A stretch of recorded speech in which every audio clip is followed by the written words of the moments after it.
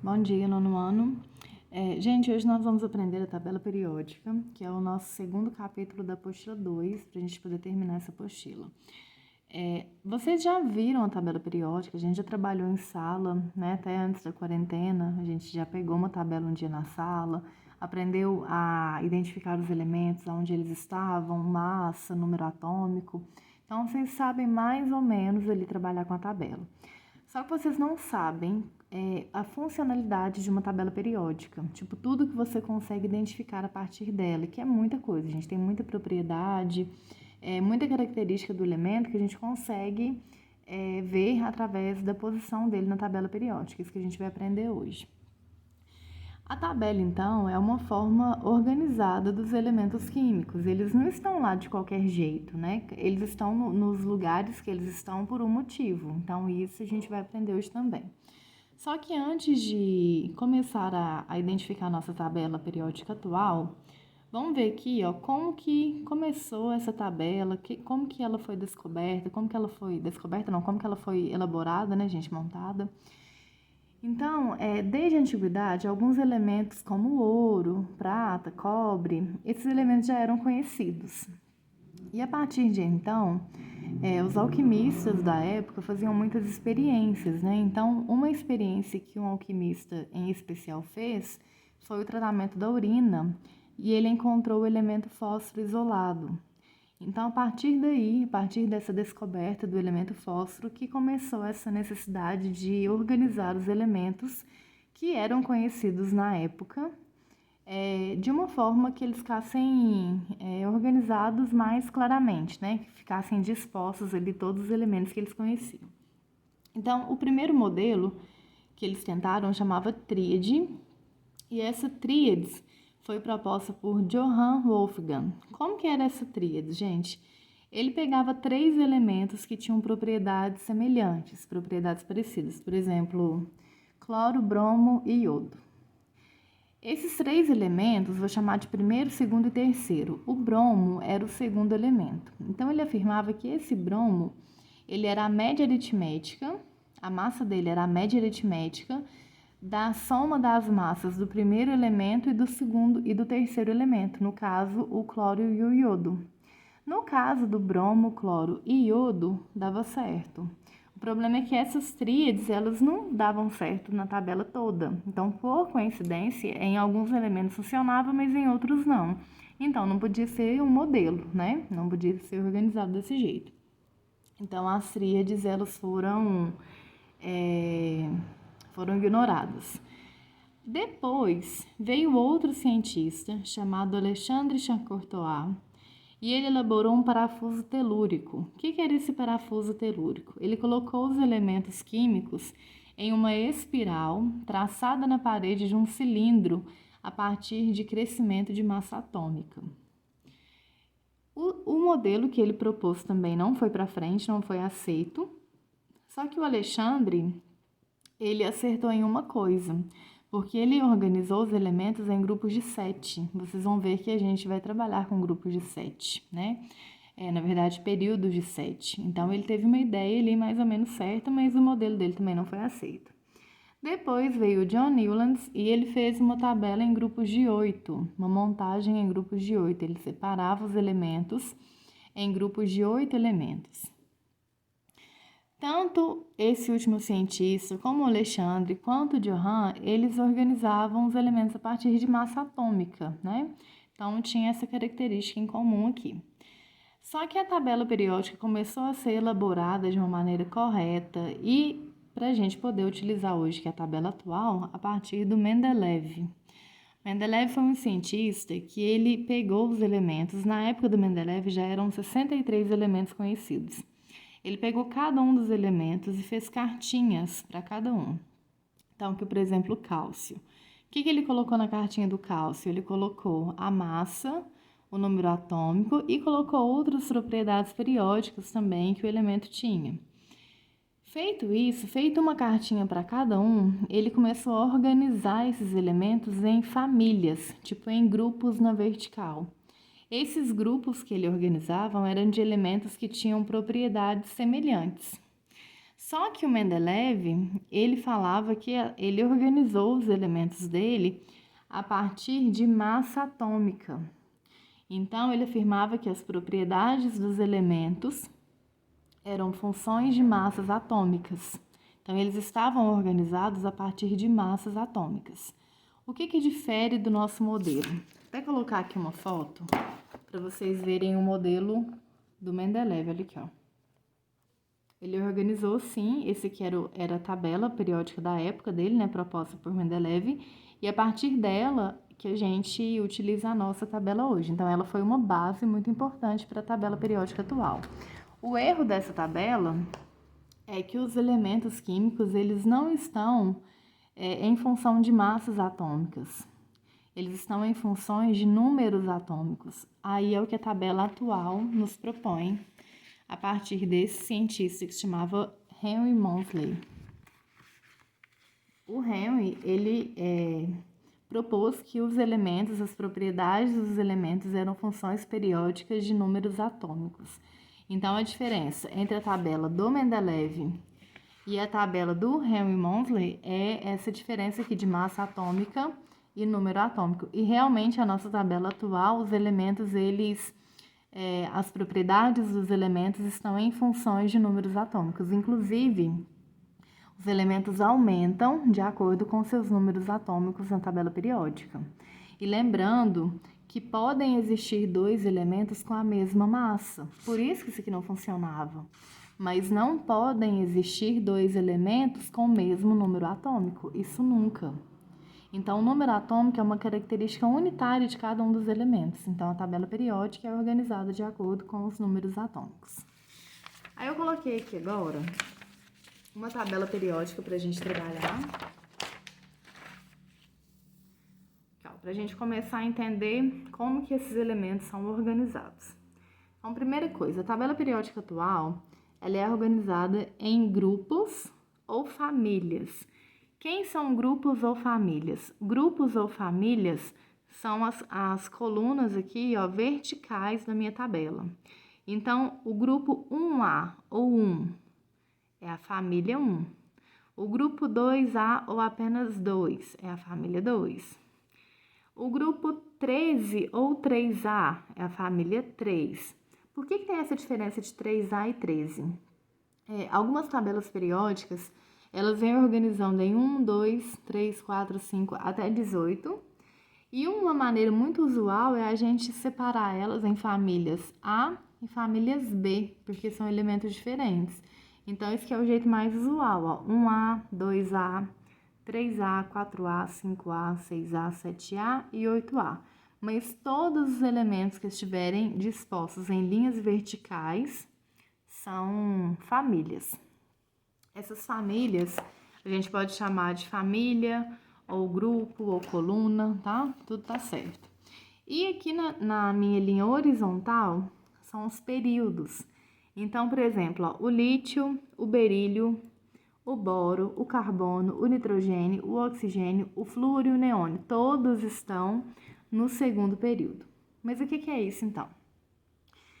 A família, gente, são os elementos organizados que têm mesmas propriedades, propriedades periódicas semelhantes.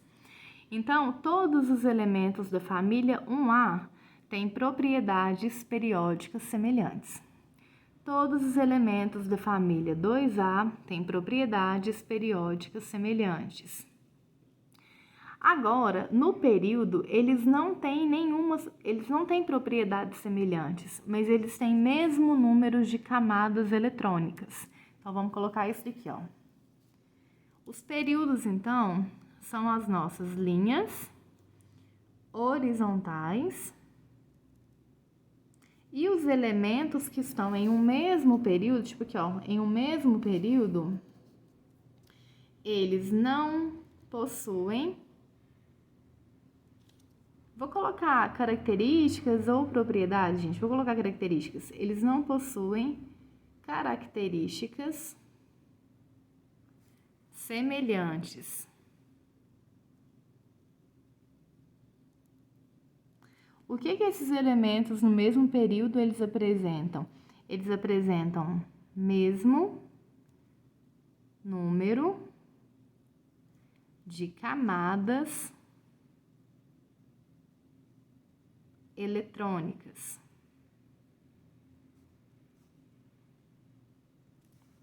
Mesmo número de camadas eletrônicas. Por exemplo, gente, se eu tiver aqui, ó, vou pegar o potássio e o cálcio. Todos os dois estão no quarto período. Então, se eu for desenhar o potássio e o cálcio, que estão no quarto período, os dois, eu vou colocar aqui o núcleo. Como eles estão no quarto período, eles vão ter 4 camadas eletrônicas. 1, 2, 3, 4. Tanto para o potássio quanto para o cálcio. Então, aqui também seria 1, 2, 3, 4. Então, eles têm o mesmo número de camadas eletrônicas, isso que é o período. Agora, as colunas, que a gente chama de família, são elementos que têm propriedades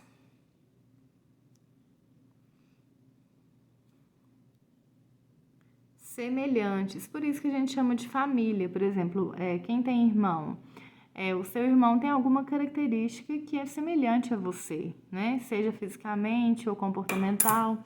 Então, as colunas que nós chamamos de grupos ou famílias são propriedades semelhantes.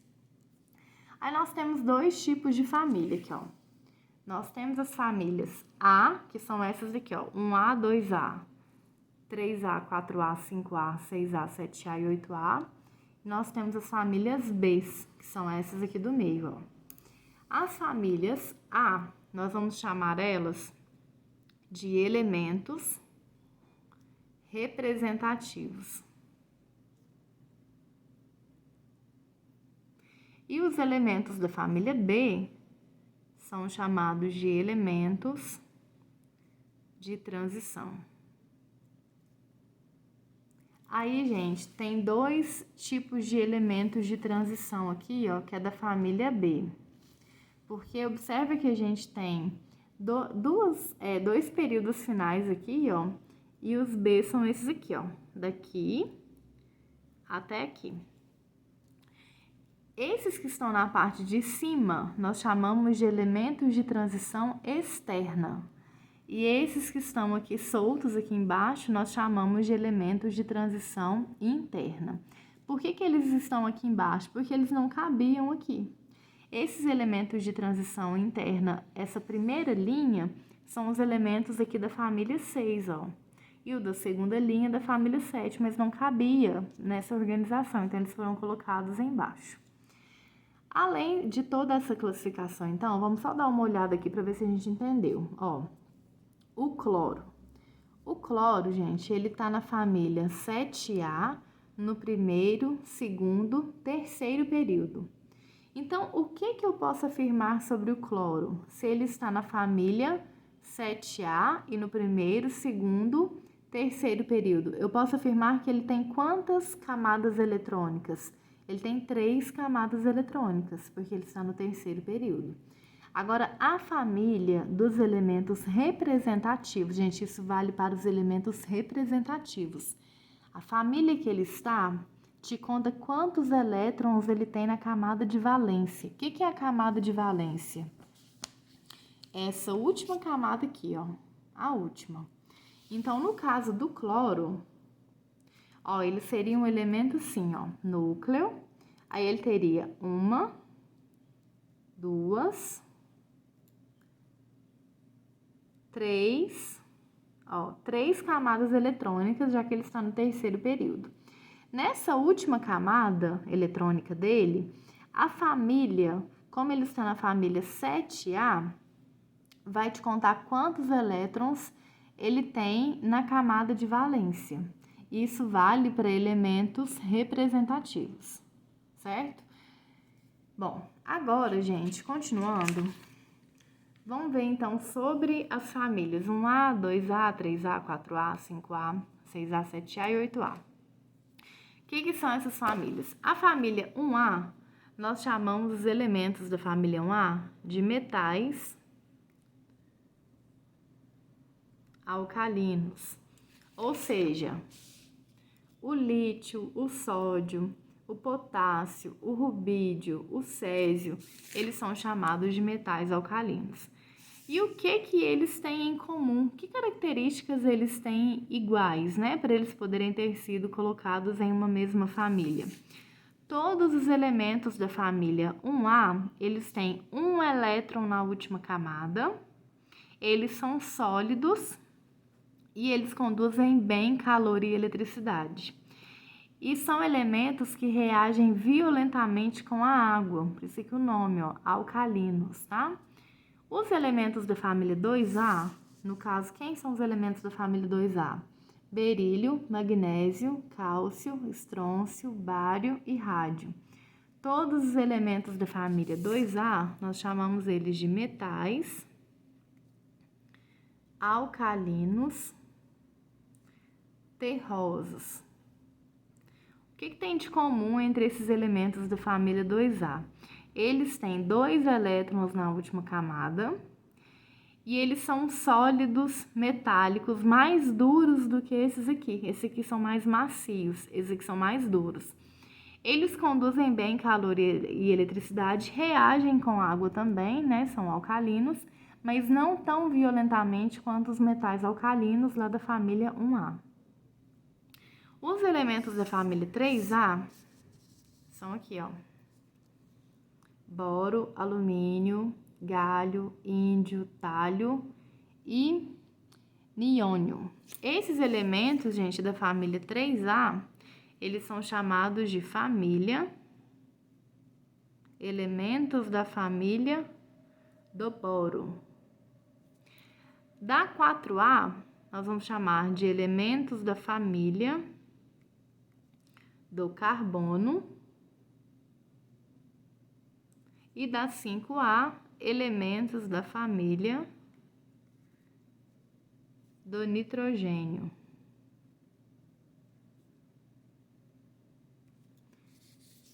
São os primeiros elementos de cada uma delas, ó, boro, carbono e nitrogênio. Agora, gente, os elementos da família 5A. Quem são os elementos da família 5A? Nitrogênio, fósforo, arsênio, antimônio. Esses elementos da família 5A, que nós chamamos famílias do nitrogênio, assim como os elementos da família 4A, que era carbono, silício, germânio, família do carbono. Os elementos da família 6A são chamados de calcogênios. Os elementos da família 7A são chamados de halogênios. E os elementos da família 8A são os gases nobres. Os calcogênios, gente, são os elementos aqui, ó, da 6A. Então, é oxigênio, enxofre, selênio, telúrio. O que eles têm de comum entre eles? Qual característica que eles têm em comum?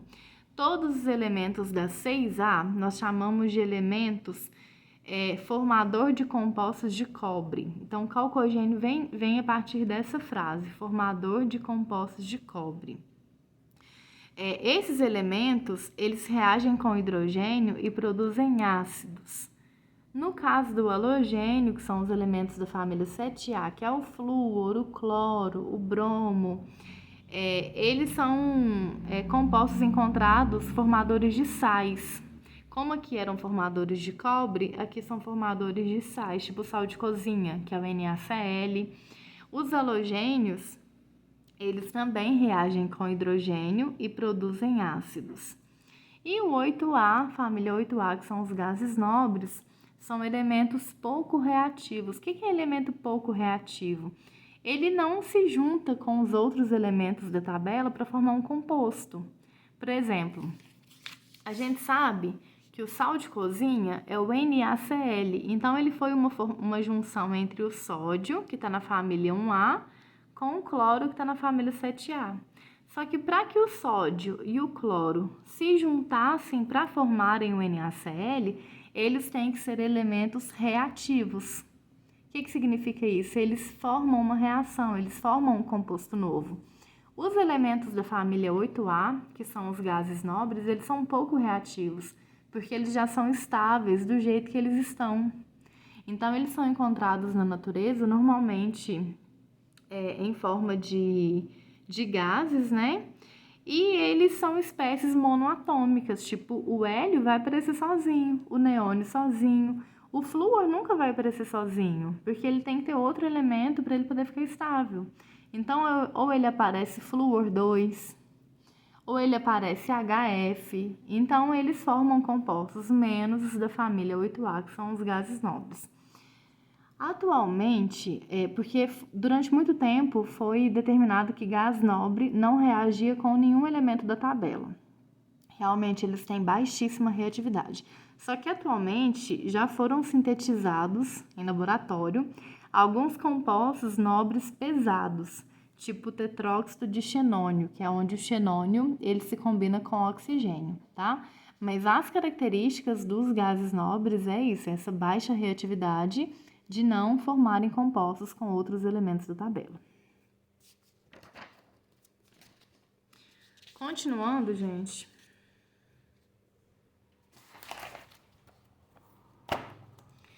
Vamos entender que outra coisa da tabela que a gente ainda não viu, ó. A tabela periódica também é dividida entre metais, ametais, gases nobres e o hidrogênio. Então, tem um desenho aqui, acho que ela tá mais clara, tá? Aqui, ó, vou pegar esse aqui da apostila, vai ficar melhor para vocês verem, ó. Nessa tabelinha, esses em amarelo são os ametais ou não metais, tá? Tanto faz você chamar de ametal ou não metal. Os de azul são os gases nobres, o verdinho o hidrogênio e o resto é tudo metal. Só que você tem que tomar cuidado porque esses metais, no caso do 3 até o 12, ó, são aqueles metais de transição externa. E aqui, ó, o lítio, o berílio, são metais, mas são metais representativos, porque estão na família A. Quem está na família A, então? Aqui, aqui, aqui, 14, 15, 16, 17 e 18. Então, todos esses que eu coloquei o Azinho em cima, ó, são elementos representativos e os outros aqui, ó, do 3 até o 12 e essas outras duas linhas aqui são os elementos de transição. Quais são as características que eles têm? Os metais, gente, são elementos que têm brilho característico, sólidos a temperatura ambiente, com exceção do mercúrio, viu, gente? O Hg. O mercúrio, ele é o único metal que ele não é sólido a temperatura ambiente, aquele, ó. O restante são todos sólidos. Então, os metais, então, apresentam dureza, brilho característico, são bons condutores de energia, bons condutores térmicos. Os ametais são tudo o que os metais não são. Então, eles são realmente o contrário dos metais. Então, eles não são sólidos à temperatura ambiente, eles não têm brilho característico, eles não são bons condutores de eletricidade, então são o contrário. Os gases nobres, nós já falamos, né, que têm baixa reatividade, normalmente não formam compostos com os outros elementos. E o hidrogênio, ele tem uma química muito peculiar. Então, ele não é enquadrado em nenhuma das classificações aqui da tabela periódica.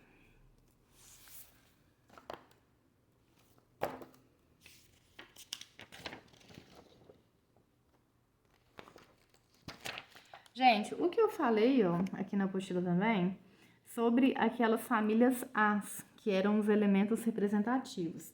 Lembra quando eu fiz esse desenho aqui do cloro? Que a gente falou que o cloro, ele tinha 3 camadas, né? Porque ele estava no terceiro período. E a família dele, como ele estava na família 7A, essa família te conta quantos elétrons ele vai ter nessa última camada. Como ele estava na família 7A, então ele teria 1, 2, 3, 4, 5, 6, 7 elétrons na última camada. Vamos pegar outro elemento, ó. Vamos pegar aqui o cálcio.